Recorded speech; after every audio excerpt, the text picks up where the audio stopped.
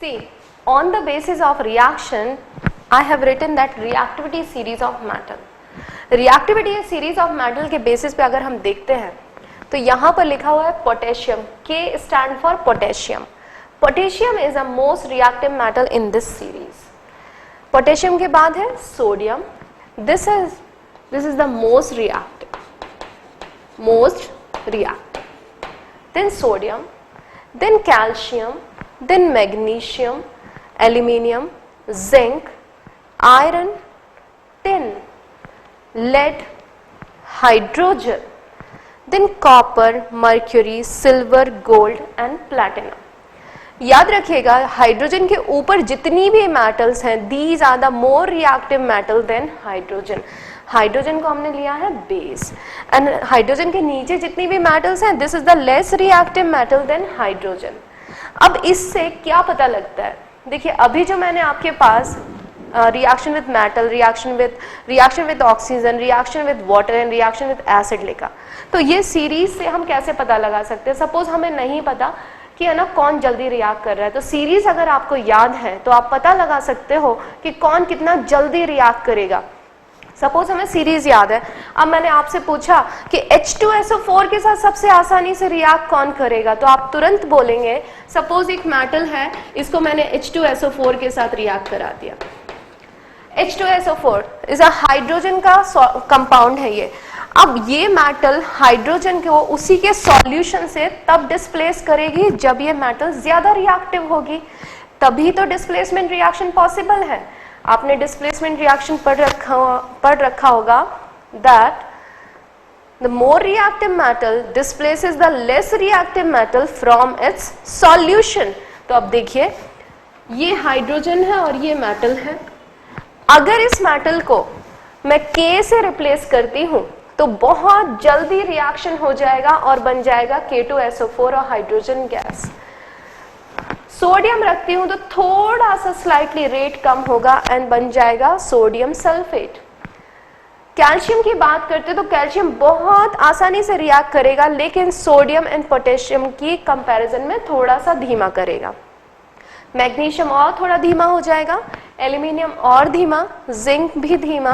Then slowly ये धीमे होते चले जाएंगे H2SO4 के साथ रिएक्ट करते. एंड कॉपर की जब बारी आएगी, हाइड्रोजन कॉपर से ऊपर है, यानी copper is less reactive than hydrogen. So when we talk about copper plus H2SO4 there is no reaction. The reason copper is less reactive than hydrogen because copper is less reactive than hydrogen. और जो कम reactive metal होगी वो उसके साथ reaction नहीं दे पाएगी. कम reactive metal अधिक reactive metal को उसके सॉल्यूशन के साथ डिस्प्लेस नहीं कर पाएगी. तो ध्यान देना. अब अगर हम सपोज मैं बात करती हूँ वाटर का, जो हमने एग्जांपल लिया था, मेटल है plus water is HOH. Again ये हाइड्रोजन के साथ ही है, हाइड्रोजन का ही कंपाउंड है. तो देखिए हाइड्रोजन से ऊपर वाली सारी मेटल वाटर के साथ रिएक्ट करके हाइड्रोक्साइड बनाएंगी और हाइड्रोजन गैस रिलीज करेंगी. लेकिन हाइड्रोजन के नीचे वाली कोई भी मेटल वाटर के साथ रिएक्ट नहीं करेगी क्योंकि these are the less reactive metal than hydrogen and they would not displace hydrogen from its solution. इसीलिए आपने देखा होगा ज्वेलरी, सिल्वर एंड गोल्ड को आप पानी में कितना ही देर डाल दो दे वोंट बी रिएक्ट, क्योंकि सिल्वर और गोल्ड कहाँ पे आ रहे हैं, हाइड्रोजन के नीचे आ रहे हैं. इसीलिए वो हाइड्रोजन को उसके सॉल्यूशन से डिस्प्लेस नहीं करेगी. कॉपर के बर्तन, पानी के साथ कोई रिएक्शन नहीं. Mercury no reaction, platinum no reaction. So silver, gold, platinum, copper, mercury they won't be react with hydrogen because these are the less reactive than hydrogen. But ऊपर की बात करते हैं, so they all can react with water because they are more reactive than hydrogen. ये दोनों ठंडे पानी से रिएक्ट कर लिए थे. कैल्शियम भी ठंडे पानी से रिएक्ट करेगा. Magnesium do not react with cold water, it will react with hot water and steam. Aluminium ना कोल्ड वाटर के साथ रिएक्ट करेगा, ना स्टीम के साथ, इट विल ना कोल्ड वाटर के साथ ना हॉट वाटर के साथ, it will react with steam. और इसके नीचे वाली जितनी मेटल है सारी की सारी स्टीम से रिएक्ट करके ऑक्साइड्स को फॉर्म करेंगी। तो देखिए रिएक्टिविटी सीरीज हमारे कितने काम की है कि अगर हमें रिएक्टिविटी सीरीज आती है, याद है, तो हम उसके बेसिस पे पता लगा सकते हैं कि कौन सी मेटल जल्दी रिएक्ट कर जाएगी और कौन सी मेटल धीमे रिएक्ट कर जाएगी। अब इसका एक बहुत बड़ा क्वेश्चन आता है कि ये रिएक्टिविटी सीरीज में कोई मेटल बहुत जल्दी रिएक्ट कर रही है और कोई बहुत धीमे रिएक्ट कर रही है, why? What is the reason behind it? क्या सोच सकते हैं आप, क्या पता लगा सकते हैं कि ऐसा क्यों होता है? देखिए मेटल में नेचर होता है इलेक्ट्रोपॉजिटिव नेचर, यानी कैटाइन फॉर्मेशन का। जो मेटल जितना आसानी से कैटाइन फॉर्म करती है वो उतनी ही ज़्यादा रिएक्टिव होती है। तो जब भी ये क्वेश्चन आए कि Y few metals are more reactive than other one, तो आप लिखेंगे the metal having the tendency to form the cation, और जो मेटल अपना ऑक्टेट कंप्लीट करने के लिए easily कैटाइन फॉर्म करती हैं वो उतना ही आसानी से रिएक्ट कर लेंगी। पोटेशियम सोडियम की बात करते तो बहुत आसानी से ये कैटाइन फॉर्म करती हैं, इस वजह से ये हाईली रिएक्टिव होती हैं। अगर हम आयरन, एसएन, टिन और लेड की बात करते हैं तो इनका कैटाइन फॉर्मेशन टेंडेंसी कम होती है, जिसकी वजह से ये आसानी से रिएक्ट नहीं करती हैं, इनकी रिएक्टिविटी धीमी हो जाती है। और अगर हम नीचे हाइड्रोजन के नीचे वाली बात करते हैं तो वो हाइड्रोजन से कम रिएक्टिव होती हैं, उनसे ज़्यादा रिएक्टिव हाइड्रोजन हो जाती है। सो basically the reason behind of the reactivity series, the formation of cation of the metal. जो जितना आसानी से कैटाइन फॉर्म करेगा उतना ज़्यादा रिएक्टिव होगा। नॉन मेटल्स की बात करते हैं तो जो जितना आसानी से एनायन फॉर्म करेगा वो उतना हाईली रिएक्टिव नॉन मेटल होगा। सो दोनों का रीज़न बहुत सिंपल है, metals are highly reactive because they form the electropositive ion cation, और जो जितना जल्दी बनाएगा उतना हाईली रिएक्टिव।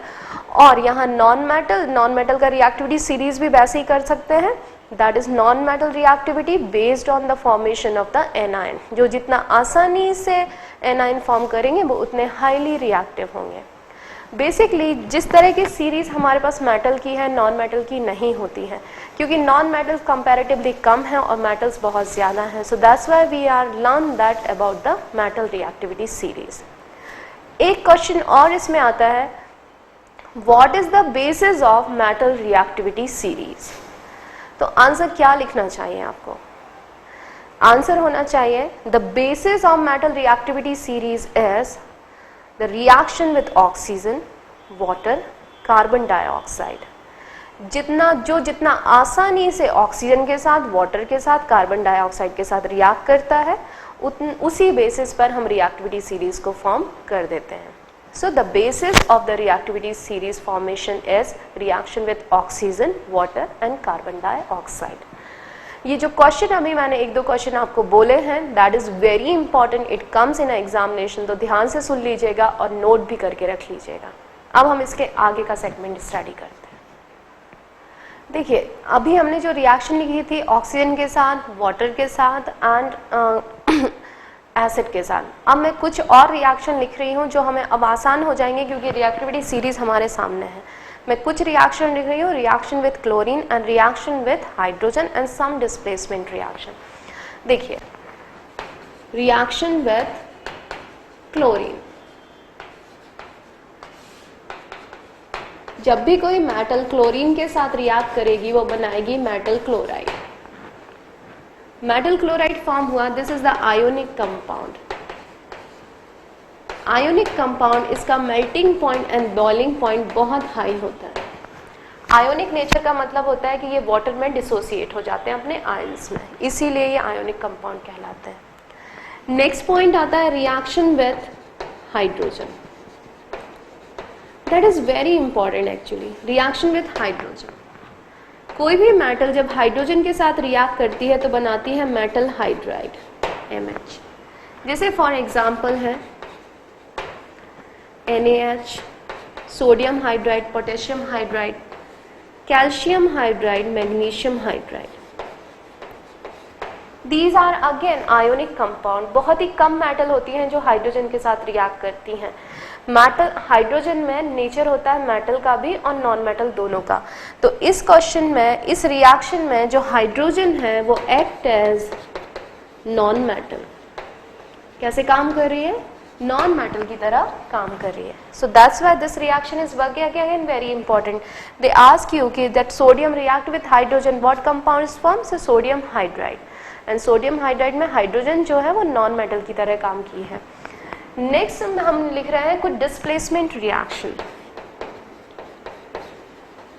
डिस्प्लेसमेंट रिएक्शन, देखिए डिस्प्लेसमेंट रिएक्शन हम पहले पढ़ चुके हैं फर्स्ट चैप्टर पे कि मोर reactive metal displaces the less reactive metal from its solution. Suppose हमने आयरन को कॉपर सल्फेट सॉल्यूशन में डाल दिया, ठीक है, that is blue in colour, okay.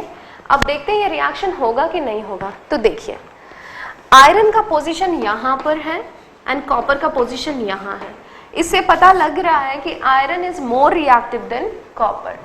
Iron copper से ज्यादा रिएक्टिव होने की वजह से आयरन कॉपर को उसी के सॉल्यूशन से डिस्प्लेस कर देगा और बना देगा FeSO4 प्लस कॉपर। इस तरह से ये ग्रीन कलर हो जाएगा और कॉपर की लेयर अलग हो जाएगी। तो आयरन सपोज हमने एक नेल लिया है, कॉपर सल्फेट सॉल्यूशन में डाल दिया, तो थोड़ी देर के बाद वो ब्लू कलर किस में कन्वर्ट हो जाएगा, ग्रीन में, और उस नेल के ऊपर रेड ब्राउनिश कलर की लेयर आ जाएगी। सपोज मैं रिएक्शन लिखती हूँ सिल्वर प्लस CuSO4। अब क्या होगा, तो देखिए यहाँ silver is comes below than copper, silver नीचे आ रहा है, सिल्वर नीचे आ रहा है यानी कॉपर को उसके सॉल्यूशन से डिस्प्लेस नहीं कर पाएगा। The less reactive metal does not displaces the more reactive metal from its solution. तो यहाँ पे क्या हो जाएगी, नो रिएक्शन। रीजन क्या देंगे आप, less reactive silver does not displace copper from its solution। जबकि ऊपर क्या लिखेंगे, ऊपर iron is more reactive than copper and it can displace copper from its solution. तो इस तरह से बेसिस है डिस्प्लेसमेंट रिएक्शन का, और यही डिस्प्लेसमेंट रिएक्शन हमने हर जगह यूटिलाइज की है कि ज्यादा reactive metal less reactive metal को उसी के सॉल्यूशन से डिस्प्लेस कर देती है। फाइन, अब नेक्स्ट इसमें जो चीज आ रही है, नेक्स्ट के बारे में हम बात करेंगे,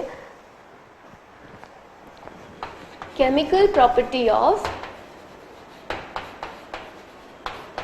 non metal. Chemical property of non metal, जैसे मेटल की रिएक्टिविटी थी वैसे ही नॉन मेटल्स की भी है। अब देखिए नॉन मेटल में क्या होता है, नॉन मेटल में सबसे पहले हम बात करते हैं रिएक्शन विथ ऑक्सीजन। कोई भी नॉन मेटल आप ले लीजिए, that is the non metal हमने लिया, ऑक्सीजन के साथ रिएक्ट करके नॉन मेटल ऑक्साइड बनाएगा, non metal oxide. For example carbon plus oxygen will give you the CO2, carbon dioxide. Sulfur plus oxygen will give you the SO2, sulfur dioxide. तो carbon dioxide बन गया, sulphur dioxide, and these are acidic in nature. So याद रखिएगा non metal oxides are acidic in nature and non metal oxide acidic होंगे। ये कैसे पता लगेगा, जब आप CO2 को वाटर में डिसॉल्व करते हैं तो it will form carbonic acid. Carbonic acid बनने से ये पता लग जाता है कि ये किस तरह से काम कर रहे हैं, एसिड की तरह काम कर रहे हैं। SO2 H2 वाटर में डिसॉल्व होके बना लेता है, H2SO4 और H2SO3 सल्फ्यूरिक और सल्फ्यूरस एसिड। तो इस तरह से ये प्रूफ हो जाता है कि जो नॉन मेटल ऑक्साइड्स हैं they are acidic in nature and quite soluble in water. कुछ सॉल्युबल होते हैं एंड कुछ नहीं होते हैं। अब सेकेंड रिएक्शन लिखते हैं, रिएक्शन विथ वाटर। पानी में अगर नॉन मेटल को डालें so there is no reaction. Carbon को हमने वाटर में डाल दिया, कोई रिएक्शन नहीं होगा, no reaction. So non metal को वाटर में डालने से कोई भी रिएक्शन नहीं होता है। That's good. अपने को याद करने की भी ज्यादा जरूरत नहीं है कि नॉन मेटल तो वाटर से रिएक्ट ही नहीं करेगा। थर्ड बात करते हैं, रिएक्शन विथ क्लोरीन। तो देखिए, कार्बन ने क्लोरीन से रिएक्ट किया तो बना लेंगे CCl4, कार्बन टेट्राक्लोराइड। फास्फोरस ने क्लोरीन से रिएक्ट किया तो बना लेगा PCl3, फास्फोरस टेट्राक्लोराइड, और बना सकता है PCl5 भी बना सकता है। These are covalent compound. Covalent compound, covalent compound form होते हैं इलेक्ट्रॉनों के शेयरिंग से, तो शेयर करने से कोवेलेंट कंपाउंड फॉर्म हो जाते हैं। देखिए, रिएक्शन विथ हाइड्रोजन। कार्बन ने हाइड्रोजन से रिएक्ट किया, बना लेगा CH4, मीथेन। इसी तरह से अगर हाइड्रोजन ने क्लोरीन से रिएक्ट किया तो बना लेगा HCl। सो इस तरह से नॉन मेटल आपस में भी रिएक्ट कर लेती हैं। अब इम्पॉर्टेंट चीज़ इसमें एक आती है कि किस तरह से मोर रिएक्टिव नॉन मेटल क्या लेस रिएक्टिव नॉन मेटल को उसके सॉल्यूशन से डिस्प्लेस करेगी। क्या यहाँ पर डिस्प्लेसमेंट रिएक्शन पॉसिबल है? Yes. So here is again displacement reaction occur. कैसे? देखिए, NaBr, सोडियम ब्रोमाइड की रिएक्शन हम कराते हैं क्लोरीन के साथ, displacement reaction. Bromine is less reactive and chlorine is more reactive. So more reactive metal displaces the less reactive metal from its solution. So answer will be NaCl and Br बाहर निकल जाएगा, bromine gas liberated. So we can say that कि sodium bromide में chlorine ज़्यादा reactive है तो वो bromine को उसी के सॉल्यूशन से डिस्प्लेस कर देगी। So it will form NaCl plus Br2। Reason आप लिख सकते हैं, chlorine is more reactive than bromine. So जैसे मेटल में होता है वैसे ही नॉन मेटल में होता है, लिख लीजिए। एक क्वेश्चन आप बहुत ही इंपॉर्टेंट है एग्जाम पर्पस पे, जैसे कि हमने पढ़ रखा है कि जो मेटल्स हैं वो एसिड के साथ रिएक्ट करके सॉल्ट बनाती है और हाइड्रोजन गैस रिलीज करती है। क्वेश्चन आप ध्यान से देखिएगा, जब भी कोई मेटल HCl एसिड से लिखते हैं, एसिड से रिएक्ट करती है तो बनाती है salt plus hydrogen gas, correct. ये जो एसिड है it could be HCl, it could be H2SO4। क्या HNO3 के साथ भी सेम रिएक्शन होगा? Will this reaction possible with HNO3? ध्यान दीजिएगा क्वेश्चन पे, metal when react with HNO3 will hydrogen gas release or not? See, so hydrogen gas will not release is very important question। क्यों? Why hydrogen gas release नहीं होगी? तो reason आप क्या लिखोगे? HNO3 is a strong oxidizing agent। इसमें लिख सकते हैं when metal react with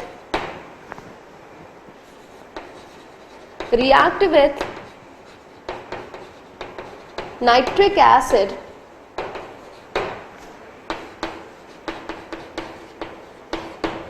hydrogen gas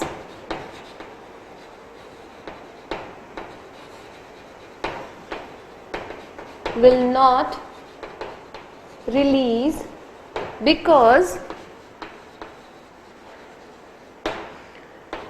nitric acid is very strong oxidizing agent, oxidizing agent. As soon as hydrogen gas release, it convert into water. It convert into water. इसीलिए metal nitric acid के साथ react नहीं कर पाती है. So when metal react with nitric acid, hydrogen gas will not release because HNO3 is very strong oxidizing agent, and as soon as hydrogen gas release, it convert into water. So because of that, HNO3 के साथ metal का reaction नहीं कराया जाता है, और HCl और H2SO4 दोनों के साथ ये हाइड्रोजन गैस को रिलीज कर सकती है. इस क्वेश्चन को आप अच्छे से नोट कर लेंगे. क्वेश्चन ऐसा ही आएगा कि HNO3 के साथ क्या होता है जब मेटल रिएक्ट करती है. सो HNO3 के साथ मेटल रिएक्ट नहीं कर पाती है क्योंकि it's a strong oxidizing agent, and hydrogen gas release नहीं हो पाएगी because as soon as the hydrogen gas release it convert into the water and reaction backward चली जाती है. So because of that HNO3 के साथ रिएक्शन पॉसिबल नहीं होती है.